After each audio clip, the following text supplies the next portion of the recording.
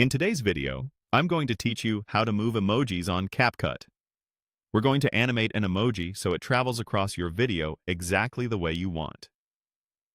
First, open Capcut and load the project you want to work on. If you're starting fresh, create a new project and add your clip to the timeline so you can see it on the canvas. Make sure your clip is selected and visible. This will help you place the emoji accurately in relation to your footage. Next, open the Stickers panel. Depending on your layout, you'll see stickers either in the toolbar or along the bottom. Inside Stickers, look for the Emoji section. This is where you'll find the classic faces, symbols, and icons you can overlay on your video. Choose any emoji that fits your scene. The moment you tap it, Capcut adds it to your canvas and creates its own layer in the timeline. Before we animate, position the emoji where you want it to start. You can drag it on the canvas, use the corner handles to resize and rotate if needed.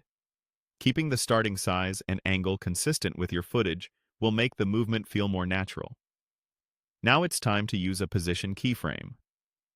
Keyframes mark the points in time where the emoji's position changes. Select the emoji layer, move your playhead to the moment where the motion should begin, and add a keyframe using the diamond icon.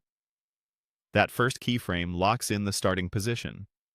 Move the playhead ahead to the time where you want the emoji to end up, then drag the emoji to its new spot on the canvas.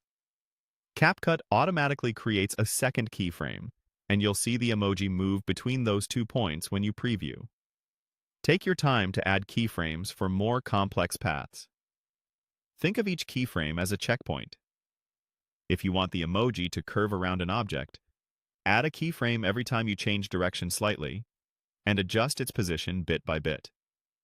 Shorter gaps between keyframes make the motion slower and more precise. Longer gaps speed it up. Play back often and tweak positions until the motion looks smooth.